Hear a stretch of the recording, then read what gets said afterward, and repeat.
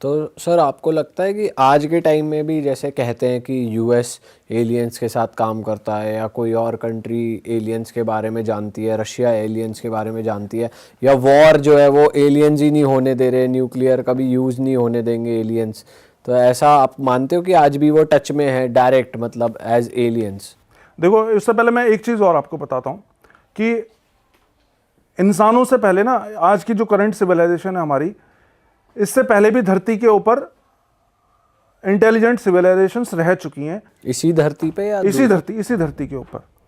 In fact वो धरती के कंटेक्स्ट में मैं सारी बात कर रहा हूँ, धरती की बताते हैं कि यहाँ पे एक सिविलाइजेशन हुआ करती थी, एटलांटिस सिविलाइजेशन। तो उस टाइम पे जैसे आज की डेट में मिडिल ईस्ट में देखते हैं ना कि यहाँ पे वो है, क्या बोलते हैं, रेगिस्तान है, ये सब चीज़ें। तो उस टाइम पे ऐसा नहीं था, उस टाइम पे पूरी धरती हरी भरी हुआ करती थी। और एटलांटिस की सिविलाइजेशन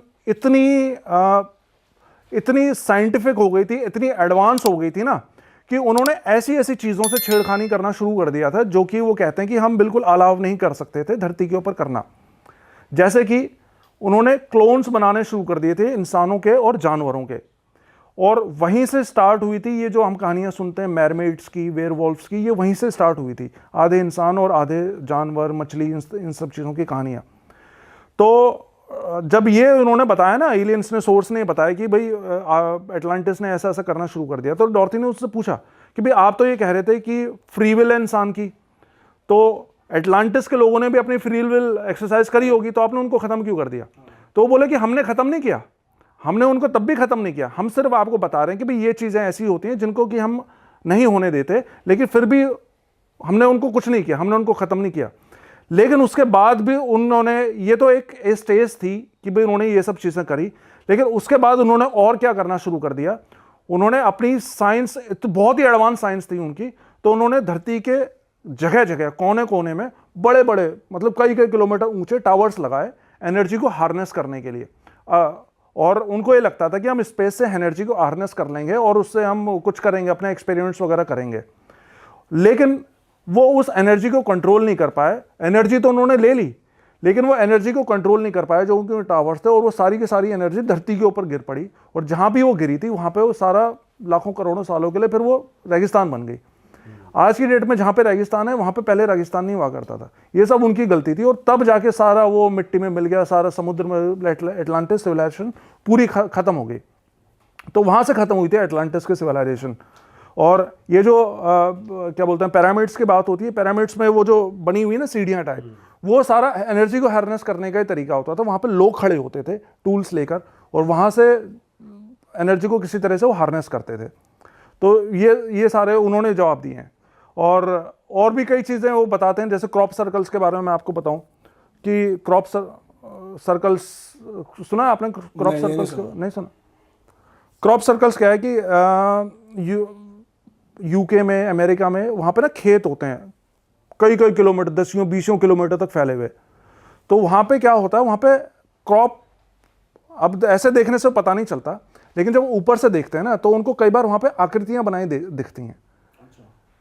तो ये पिछले 30-40 साल से ये चल रहा है वहाँ पे कॉन्सेप्ट। तो पहले तो सबको लगा कि ये प्रैंक है, वहीं के लोकल लोग ये कर रहे हैं। तो जब डॉर्थी ने उनसे पूछा ना, तो वो ये कहते हैं कि इसमें प्रैंक भी होते हैं, लोकल लोग भी छेड़खानी करते हैं, लेकिन ऐसा नहीं है कि सारे प्रैंक्स होते हैं। तो वो उनसे पूछा कि भाई आप ये क्रॉप सर्कल्स से क्या करते हो, आप थोड़ा सा मतलब एक बार इंटरनेट के ऊपर देखना क्रॉप सर्कल्स के बारे में, वो हम फोटो भी लगा देंगे। हाँ, अलग अलग शेप्स बनी होती हैं क्रॉप्स के ऊपर। मतलब होता क्या है, जैसे खेत है, खेत में जैसे भुट्टे के खेत हैं, तो बीच बीच में दब गए भुट्टे, और वहां पे एक प्रॉपर शेप क्रिएट हो गई, जो कि ऐसे नहीं दिखेगी, लेकिन ऊपर से आसमान से वो दिखेगी, तो आपको प्रॉपर शेप बनी दिखाई देगी।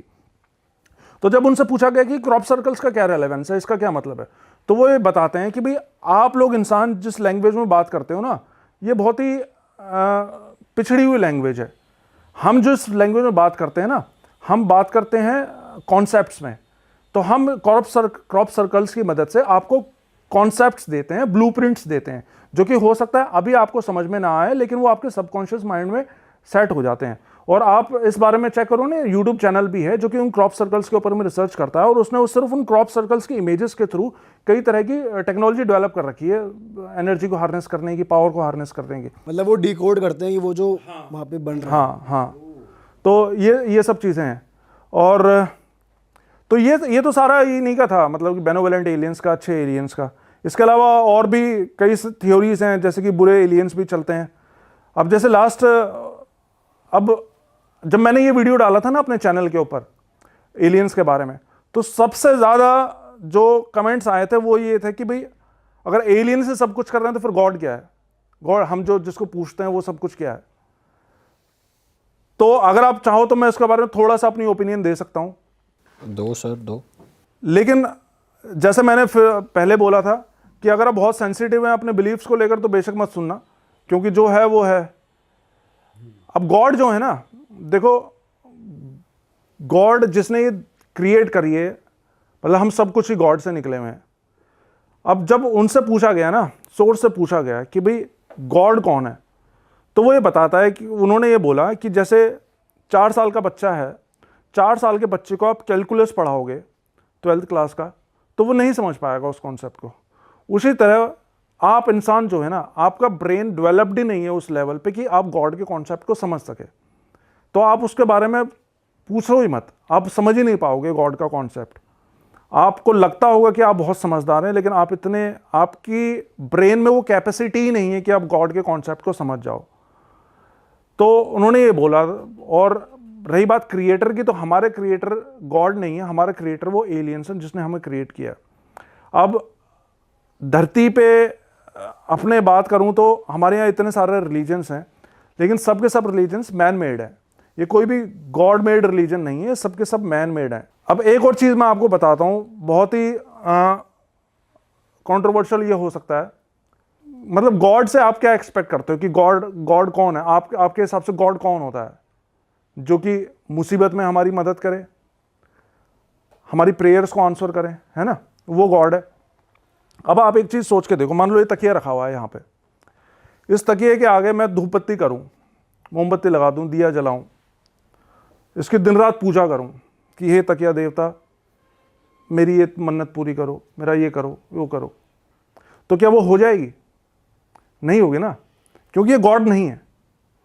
तो हम किसी भी XYZ को चीज़ को भगवान मान के, गॉड मान के पूजने लग जाएं, इसका मतलब ये नहीं कि वो गॉड हो गया। मेरे अपने एक्सपीरियंस में हमें जो बचाते हैं मुसीबतों से और जो हमारी मन्नतें पूरी करते हैं वो हमेशा प्रेत होते हैं। ब्लैक मैजिक किसी के ऊपर होता है, उसकी काट हमेशा प्रेत करते हैं। आपको एक्सीडेंट होने वाला होता है, अचानक से 1 सेकंड इधर उधर करके आपकी जान बचाते हैं, वो हमेशा आपके प्रेत होते हैं। अब प्रेत तो ना बड़ी ब्रॉड टर्म में बोल रहा हूं। प्रेत का मतलब हर वो चीज जो कि यहां पे इंसान के रूप में पैदा हो चुकी है। अरे वाह, आपने ये वीडियो यहाँ तक देख ली भाई, तुमने हमारी मेहनत सफल कर दिया। तुम ही लोग हो असली रियल हिट। और अगर आपको बहुत मजा आ रहा है ऐसी क्लिप्स में, ऐसी वीडियोस में, तो फटाफट जाइए प्लेलिस्ट पे बिंज वॉच कीजिए, सारी वीडियोस देख डालो और मौज काटो। That is it. हम मिलेंगे नए पॉडकास्ट में, नए क्लिप में। Till then bye bye, see you, take care, do subscribe.